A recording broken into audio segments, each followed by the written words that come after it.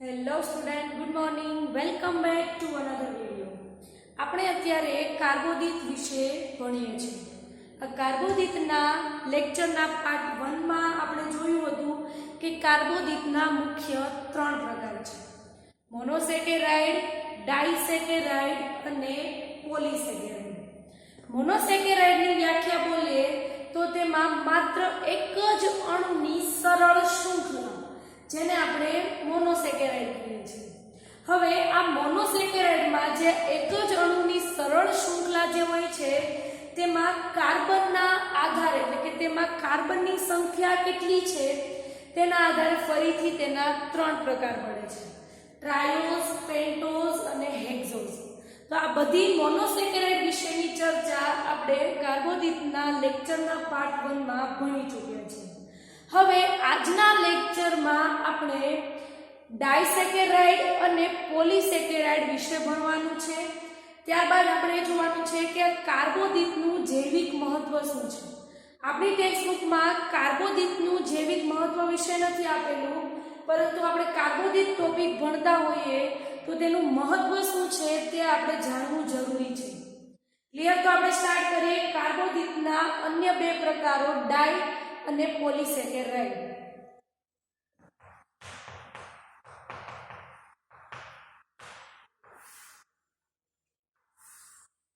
પહેલો પ્રકાર આપણે ભણી ચૂક્યા છીએ એટલે અત્યારે હું એને કાઉન્ટ નથી કરતી.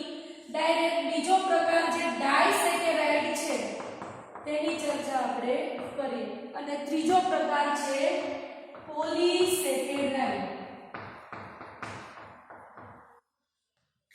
ફર્સ્ટ આપણે જોઈએ ડાઇસેકેરાઇડ. ડાઈનો મતલબ શું થાય? 2. એનો મતલબ કે 2 મોનોસેકેરાઇડના અણુઓ જ્યારે એકબીજા સાથે જોડાય તેને ડાઇસેકેરાઇડ તરીકે ઓળખવામાં આવે છે. ફરીથી રિપીટ કરું છું, શું થશે? ડાઇસેકેરાઇડની વ્યાખ્યા કે જ્યારે 2 મોનોસેકેરાઇડના અણુ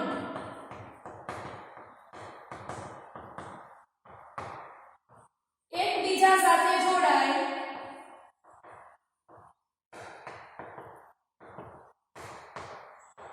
તેને ડાઇસેકેરાઇડ તરીકે ઓળખવામાં આવે છે. આપણે ડાઇસેકેરાઇડના એક્ઝામ્પલ લઈએ તો તેમાં આવશે માલ્ટોઝ, ત્યારબાદ લેક્ટોઝ, સુક્રોઝ, જે બધી ડાઇસેકેરાઇડ છે. હવે આપણે જોઈએ કે માલ્ટોઝ, લેક્ટોઝ અને જે ફ્રુક્ટોઝ સુક્રોઝ, આ બધી કઈ 2 મોનોસેકેરાઇડની બનેલી હોય છે? તો જ્યારે 2 ગ્લુકોઝ એકબીજા સાથે જોડાશે ત્યારે માલ્ટોઝ બનશે. તો માલ્ટોઝ એનો બનેલો છે ગ્લુકોઝ પ્લસ ગ્લુકોઝ, જે માલ્ટોઝ બનશે. એટલે કે એક ગ્લુકોઝનો અણુ અને બીજો ગ્લુકોઝનો અણુ એ બંને એકબીજા સાથે જોડાશે ત્યારે માલ્ટોઝ બનશે. હમણાં આપણે સ્ટ્રક્ચર જોઈશું કેવી રીતે જોડાશે, અને એવી રીતે પણ કહી શકાય કે આ એક મોનોસેકેરાઇડ અને આ બીજી મોનોસેકેરાઇડ એકબીજા સાથે જોડાણી અને ડાઇસેકેરાઇડ બન્યું માલ્ટોઝ. નેક્સ્ટ જોઈએ લેક્ટોઝ. વર્ડ ઉપરથી છે લેક્ટોઝ એટલે ગ્લુકોઝ અને ગેલેક્ટોઝ, આ બંને એકબીજા સાથે જોડાશે અને લેક્ટોઝ બનાવશે. ત્યારબાદ સુક્રોઝમાં ગ્લુકોઝ પ્લસ ફ્રુક્ટોઝ, આ બંને એકબીજા સાથે જોડાશે ત્યારે બનશે સુક્રોઝ. આપણી ટેક્સ્ટબુકમાં નથી, પરંતુ નીટ માટે આ જાણવું ખૂબ જ જરૂરી છે. અને આપણે 12માં પણ ડિટેલમાં નથી આવતું, એટલે આપણે અત્યારે જાણવું જરૂરી છે કે કાર્બોદિતના પ્રકારો કયા છે અને તેમાં શેનો સમાવેશ થાય છે. કારણ કે વર્ડ આવશે તો ડાયરેક્ટ એવું જ આવશે માલ્ટોઝ, સુક્રોઝ, પરંતુ તમને ખબર હોવી જોઈએ કે માલ્ટોઝ, સુક્રોઝ શું છે. એટલે હું અત્યારે ડિટેલમાં જાઉં છું કે કેવી રીતે કઈ શર્કરા બને છે. ક્લિયર? તો માલ્ટોઝ જે છે તે ગ્લુકોઝ અને બીજો ગ્લુકોઝ બંને એકબીજા સાથે જોડાય છે ત્યારે માલ્ટોઝ બને છે. લેક્ટોઝ, ગ્લુકોઝ ને ગેલેક્ટોઝ, અને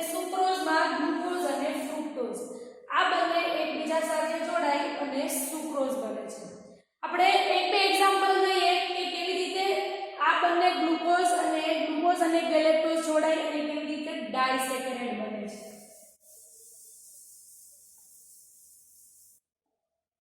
એક્ઝામ્પલ લખી નાખીએ. માલ્ટોઝ અને લેક્ટોઝ. ફર્સ્ટ આપણે જોઈએ માલ્ટોઝ. માલ્ટોઝ એનો બનેલો છે બે ગ્લુકોઝના અણુઓ. તો આપણે પહેલા ગ્લુકોઝનું એક સિમ્પલ સ્ટ્રક્ચર ડ્રો કરીએ. પહેલો કાર્બન, છઠ્ઠો કાર્બન, બીજો, ત્રીજો, ચોથો ને પાંચમો. હવે આપણને ખબર છે અહીંયા CHO આવશે, પરંતુ એનો જે ઓક્સિજન જે છે તે પાંચમા કાર્બન સાથે જોડાઈ જશે અને પાંચમા કાર્બનનો OH અહીંયા આવી જશે. ત્યારબાદ HOH ઘુમાઈ દો, OH H ઘુમાઈ દો, HOH HOH, પરંતુ અહીંયા ઓક્સિજન જોડાઈ જાય છે. હવે એનો આપણે ડ્રો કરીએ સ્ટ્રક્ચર, રિંગ સ્ટ્રક્ચર. ક્લિયર? તો લાસ્ટ લેક્ચરમાં મેં તમને શીખવાડ્યું હતું રિંગ સ્ટ્રક્ચર કેવી રીતે ડ્રો કરવાનું.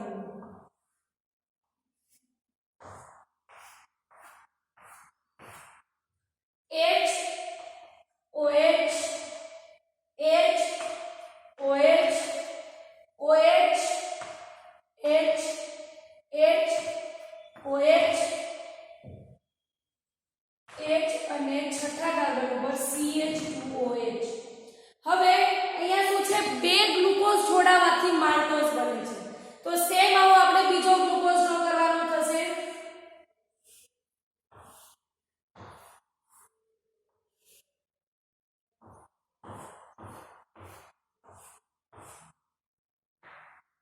Same H OH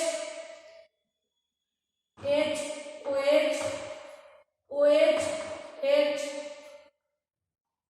HOH H અને CH2OH. હવે શું થશે કે આ બંને ગ્લુકોઝ જ્યારે જોડાય છે ત્યારે માલ્ટોઝ બનશે. જોડાશે શેના દ્વારા? બંધ દ્વારા. કેવી રીતે જોડાશે? તો હવે શું થશે કે આ બંને જે OH જે નીચે છે તેમાંથી શું થશે કે H2O નો અણુ દૂર થશે, એટલે કે નિર્જળીકરણ થશે. નીનો મતલબ શું થાય? નીકળવું. જલીનો મતલબ શું થાય? જળ, એટલે કે પાણીનો અણુ દૂર થશે. કેવી રીતે? તો અહીંયાનો હાઇડ્રોજન અને અહીંયાનો OH આ બંને થશે, H2O નો અણુ દૂર થશે. તો હવે આપણે દૂર થયેલા ડ્રો કરીએ તો કેવું લાગશે? સ્ટ્રક્ચર થઈ જશે આવા ટાઈપનું. H2O નો અણુ દૂર થયો એટલે શું થશે? સ્ટ્રક્ચર આવા ટાઈપનું થઈ જશે. હવે શું થશે કે આ ઓક્સિજન જે છે તે આવી રીતે બંધ દ્વારા આમ જોડાઈ જશે અને ત્યારબાદ આવી રીતે માલ્ટોઝ બનશે. શું થશે? H2O નો અણુ દૂર થયો અને બંને એકબીજા સાથે જોડાઈ ગયા. ત્યારબાદ આપણે સેકન્ડ લખીએ લેક્ટોઝ. તમારે ડ્રો કરવું હોય તો લખી નાખો, પછી આપણે લેક્ટોઝ જોઈએ. થોડી વાર માટે પોઝ કરું છું.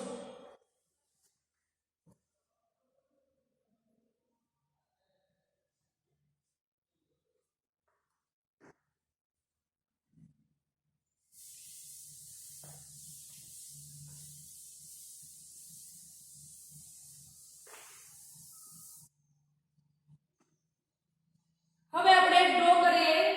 ગ્લુકોઝ તો છે જ. લેક્ટોઝ એનો બનેલો છે ગ્લુકોઝ પ્લસ ગેલેક્ટોઝ. ગ્લુકોઝ નું સ્ટ્રક્ચર આપણે ડ્રો કરી નાખ્યું છે. ગેલેક્ટોઝ નું સ્ટ્રક્ચર ડ્રો કરીએ તો પહેલા કાર્બન ઉપર સેમ આઉટ થશે CHOH, છઠ્ઠો કાર્બન CH2OH.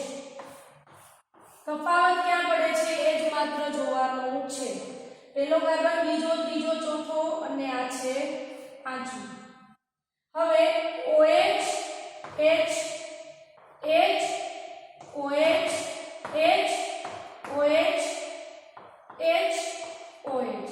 આ જે છે તે ગેલેક્ટોઝ નું સ્ટ્રક્ચર છે, પણ અહીંયા સેમ પેલા જેવું થાય છે કે અહીંયાનો જે ઓક્સિજન હોય છે તે અહીંયા આવી જશે અને OH ઉપર આવતું રહેશે.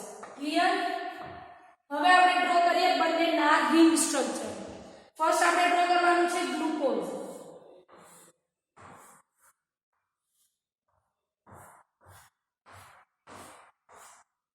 HOH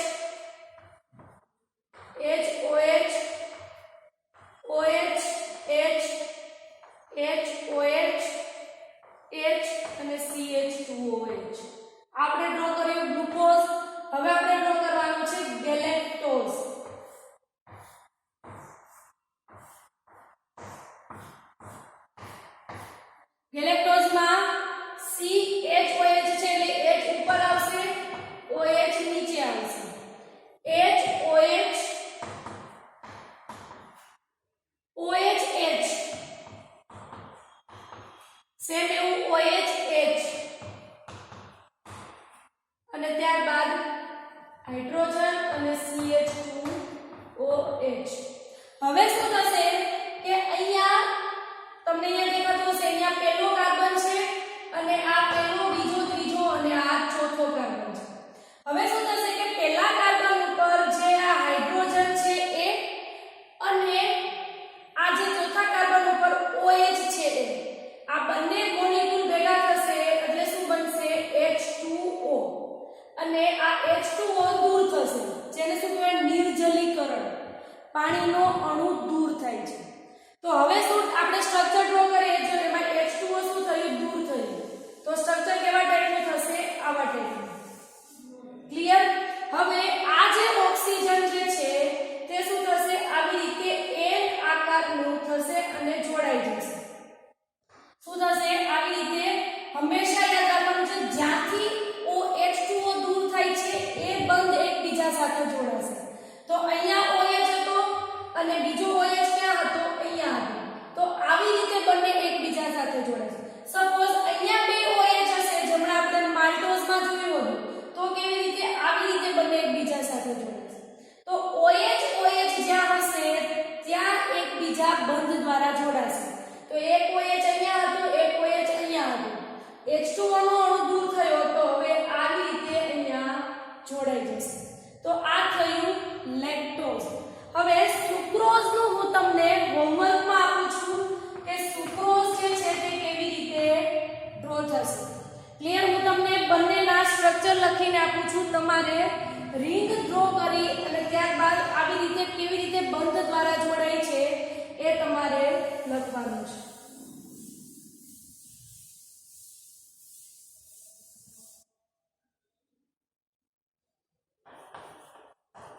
હોમવર્ક નો ક્વેશ્ચન છે કે સુક્રોઝ નું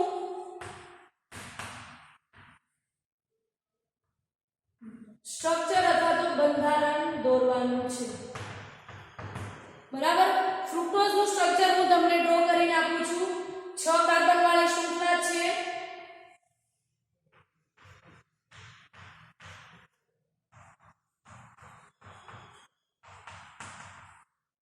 ત્રીજો, ચોથો અને પાંચમો.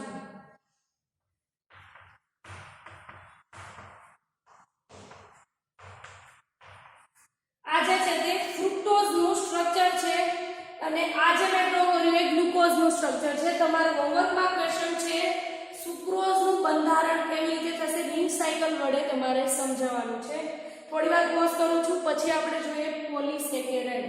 હોમવર્કનો ક્વેશ્ચન નોટ આઉટ કરી લેજો.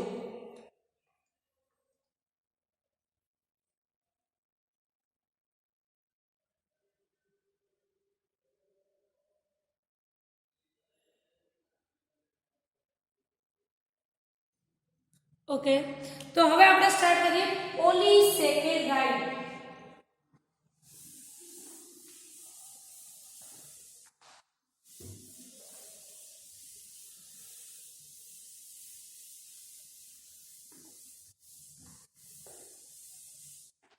પોલિસેકેરાઇડ ની આપણે વ્યાખ્યા લખવી હોય, પોલિસેકેરાઇડ આપણે અહીંયા લખી નાખીએ. હવે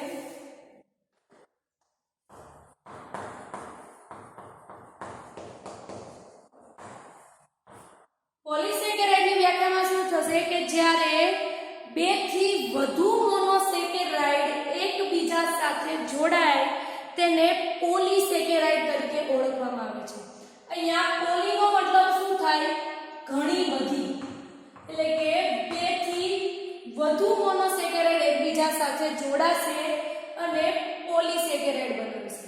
જેમાં આપણે એક્ઝામ્પલ લઈએ તો સ્ટાર્ચ, સેલ્યુલોઝ, ગ્લાયકોજન, ઇન્સ્યુલિન, આ બધાનો સમાવેશ થશે પોલિસેકેરાઇડમાં. અત્યારે માત્ર આપણે સ્ટાર્ચની પેલું જે છે તે ડ્રો કરીએ સ્ટ્રક્ચર. ક્લિયર? તો સ્ટાર્ચ જે છે તેનું સ્ટ્રક્ચર અક્ષાર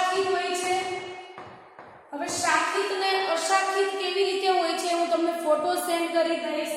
અત્યારે આપણે અશાંકિત ડ્રો કરીએ જેમાં બીટા ગ્લુકોઝ જે છે આ બીટા ગ્લુકોઝ એકબીજા સાથે જોડાય છે અને સ્ટાર્ચનું નિર્માણ કરે છે. હવે મેં તમને કીધું હતું બીટા ગ્લુકોઝ એટલે શું?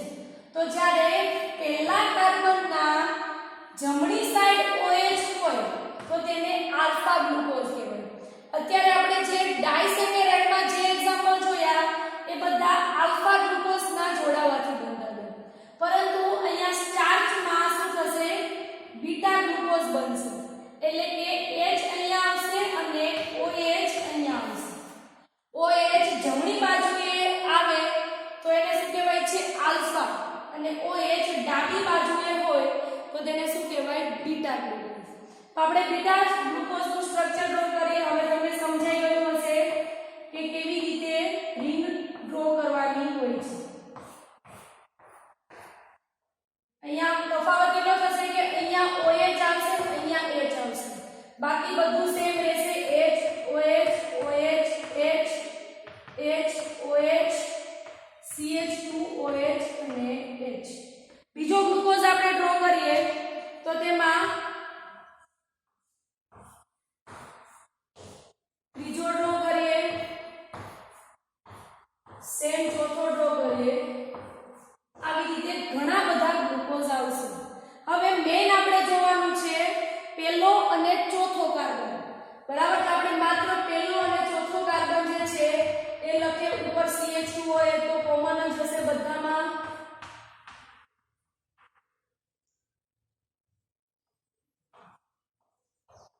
ચોથા કાર્બન ઉપર HOH જ આવશે. માત્ર બીટા ગ્લુકોઝ હશે એટલે ઉપર OH આવશે અને નીચે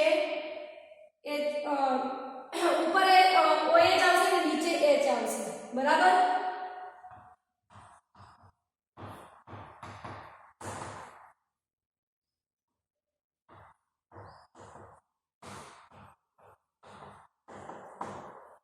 હવે આપણે જોઈએ કેવી રીતે થાય છે. મેં તમને કીધું હતું કે જ્યાં OH હશે ત્યાં એવી રીતે જોડાશે. હવે શું થશે કે આ હાઇડ્રોજન અને આ OH આ બંનેનું શું થશે? નિર્જલીકરણ. એટલે કે એ શું થશે? દૂર થશે. તો આપણે અહીંયા દૂર કરેલા જ ડ્રો કરી નાખીએ. આ દૂર થઈ ગયું. તો હવે શું વધ્યું? ઓક્સિજન અને અહીંયા શું હતું? OH હતું. તો આવી રીતે બંધ દ્વારા જોડાઈ જશે. જ્યાં OH હશે એ બે OH જ એકબીજા સાથે જોડાશે. નિર્જલીકરણ ભલે થતું, નિર્જલીકરણ OH થી ન થાય છે. એક આનો હાઇડ્રોજન અને બીજો આનો OH. એવી રીતે નિર્જલીકરણ થાય છે. અને બંધ કેવી રીતે જોડાશે? OH ના જોડાણ. ત્યારબાદ અહીંયા શું થશે? ફરીથી H2O રિમૂવ થશે તો શું વધશે? ઓક્સિજન અને આવી રીતે બંધ બનશે. સેમ અહીંયા નિર્જલીકરણ અને ઓક્સિજન જોડાઈ જશે. તો આવી રીતે આખી લાંબી ચેન જોડાતી જશે અને ત્યારબાદ સ્ટાર્ચનું નિર્માણ થશે. તો આ થયું પોલિસેકેરાઇડ. હવે આપણે જોવાનું છે કાર્બોદિતનું મહત્વ શું છે. ઓકે, તો આપણે જોઈએ કાર્બોદિતનું જૈવિક મહત્વ શું છે. તો કાર્બોદિતનું જૈવિક મહત્વ એ છે કે તે જીવંત સજીવો જે છે તેમાં મુખ્ય શક્તિનો સ્ત્રોત હોય તો એમાંનો એક છે કાર્બોદિત.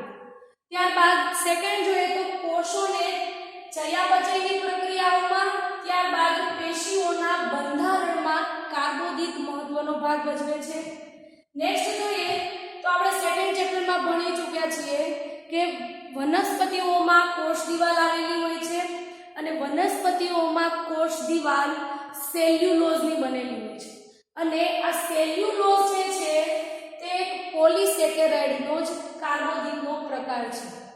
તો આ કાર્બોદિત જે સેલ્યુલોઝ નામનો એક કાર્બોદિત છે જે શું કરે છે? વનસ્પતિઓની કોષ દિવાલ રચે છે. ત્યારબાદ આપણે DNA અને RNA ની વાત કરીએ તો DNA જે છે તે મોટા ભાગના બધા જ સજીવોનું આનુવંશિક દ્રવ્ય હોય તો તે છે DNA. જ્યારે કેટલાક વાયરસનું આનુવંશિક દ્રવ્ય આપણે વાત કરીએ તો તે છે RNA. તો આ DNA અને RNA નો મુખ્ય ઘટક હોય તો DNA નો જે એક મોનોસેકેરાઇડનો પ્રકાર છે અને કાર્બોદિત જ છે, અને રિબોઝ જે પણ મોનોસેકેરાઇડ નામના કાર્બોદિતનો જ એક પ્રકાર છે. તો આવી રીતે કાર્બોદિતનું જૈવિક મહત્વ ખૂબ જ વધુ છે. તો આ એના છે કાર્બોદિતના જૈવિક મહત્વના ચર્ચા. હવે નેક્સ્ટ લેક્ચરમાં આપણે એમિનો એસિડ વિશે ચર્ચા કરીશું.